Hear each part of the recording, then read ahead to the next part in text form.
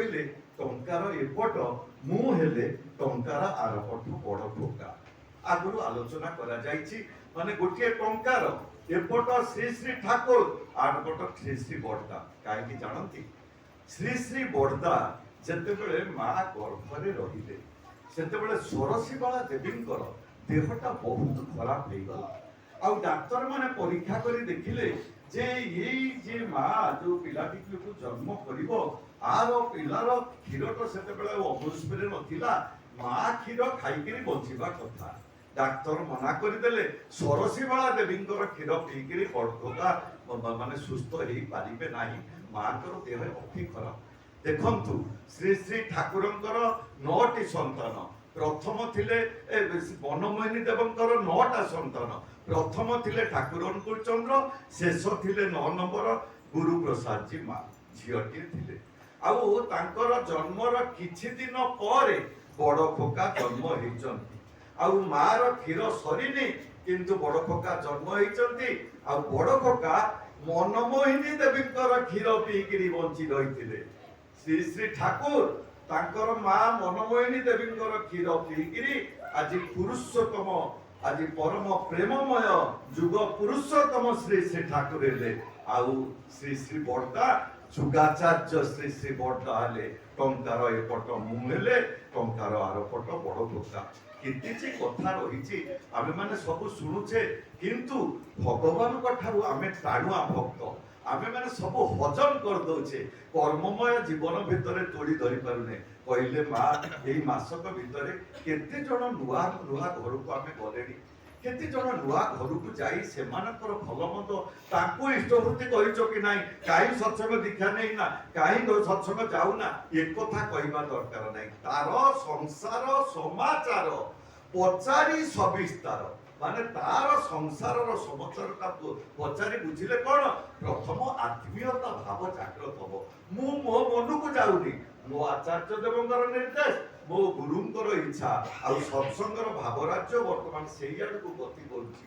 ଆମେ ମାନେ ସମସ୍ତେ ଆଗକୁ ଅଛି 16 ତାରିଖ ଜଗତସିଂହପୁର ସତ୍ସଙ୍ଗ ବିହାର। ଯଦି ସେ ପଡ଼ିଆ ଆଉ ସେ ଘର ଭର୍ତ୍ତି ନ ହେଇଗଲା, ଏ ମାସକା ଯାକ ସତ୍ସଙ୍ଗ କରିବା, 45 ଥର 50 ଥର ସତ୍ସଙ୍ଗ କରିବା କିଛି ମୂଲ୍ୟ ରହିବ ନାହିଁ। କେମିତି ହବ?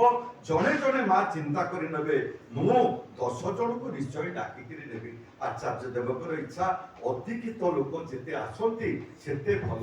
ତେଣୁ ଏବେଠୁ ଲାଗି ପଡ଼ିବା 6-7 ଦିନ ଭିତରେ, କାରଣ ମଣିଷ ମାୟାର ଅଧୀନ, କାଳର ଅଧୀନ, ଲୋଭ ମାୟା ମାନେ ରୋଗ ଶୋକ ବ୍ୟାଧି ଯନ୍ତ୍ରଣାର ଅଧୀନ। ତେଣୁ ଆମେ ଏଇଭଳିକା ମଣିଷକୁ ପୁଣି ସତ୍ସଙ୍ଗକୁ ଡାକିକିରି ନବା କେତେ ଥର କହିବାକୁ ପଡ଼ିବ।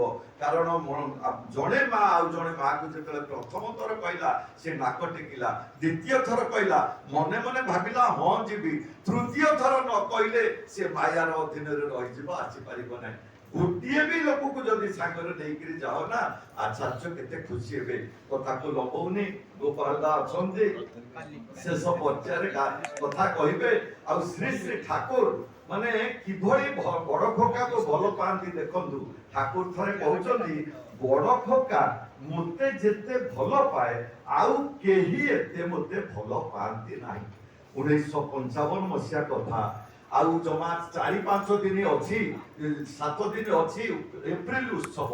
ଏପ୍ରିଲ ଉତ୍ସବ ପୂର୍ବରୁ ପ୍ରେସିଡେଣ୍ଟ ସେକ୍ରେଟାରୀ ଯାଇ ପହଞ୍ଚି ଯାଇଛନ୍ତି ଠାକୁରଙ୍କ ପାଖରେ। ଠାକୁର ଆଉ ପାଣିର ବହୁତ ଅଭାବ, ଲକ୍ଷ ଲକ୍ଷ ଲୋକ ଆସିବେ, କେମିତି କଣ ଆମେ ମ୍ୟାନେଜ କରିବୁ ଆମେ ଜାଣିପାରୁନୁ।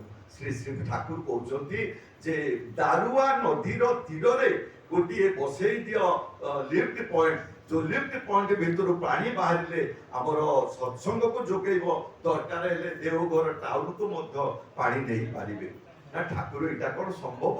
4-5 दिन समय आउ आपण कहउछते लिफ्ट पॉइंट केबे भी हेई पारे। ठाकुर जोरे पार्टी करी कहउछते ताले उत्सव बंद कर दियो।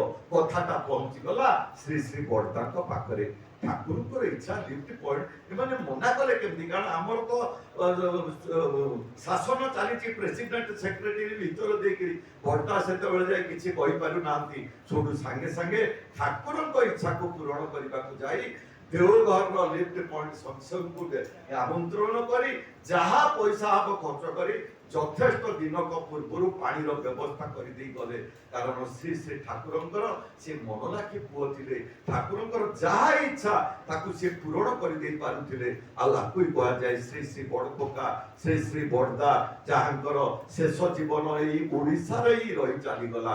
ତେଣୁ ଆସନ୍ତୁ ଆମେମାନେ ଯେତେବେଳେ ପ୍ରଭୁଙ୍କୁ ପ୍ରାର୍ଥନା କରିବା ବଡ଼ ଖୋକାଙ୍କ ପାଖରେ ପ୍ରଣାମ ନିବେଦନ କରିବା କହିବା ବଡ଼ଦା ଆପଣ ଯେମିତି ଆପଣଙ୍କର ବାପାଙ୍କର ମନଲାଖି ପୁଅଟିଏ ହେଇପାରିଥିଲେ ଆପଣ ଆଶୀର୍ବାଦ କରନ୍ତୁ ଆମେ ସେମିତି ପ୍ରଭୁଙ୍କର ମନଲାଖି ଭକ୍ତ ହେଇପାରୁ। ଏଇ ବିନମ୍ର ନିବେଦନ ମଣିଷ ଭିତରେ ଗୋଟିଏ ମାନେ ଜାଗ୍ରତ ଭଲ ପାଇବା ଆଉ ପରିବାର ଶକ୍ତିଟା ଜାଗ୍ରତ ହବ।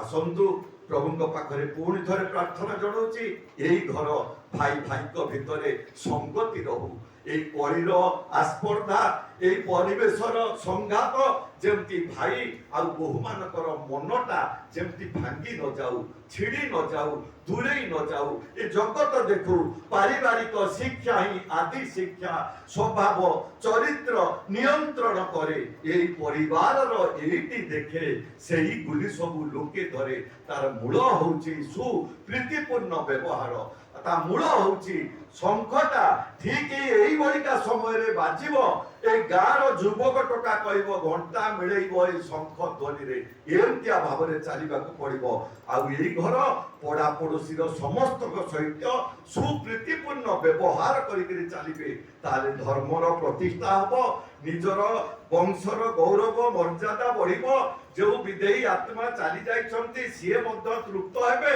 আর পুরুষোত্তমଙ୍କର ধৃতি ଆଉ ତାଙ୍କର ପ୍ରାର୍ଥନାକୁ ବହନ କରି ଆମେ ଗାଇ ଉଠିବା ବନ୍ଦେ ପୁରୁଷୋତ୍ତମମ୍ ଜୟ।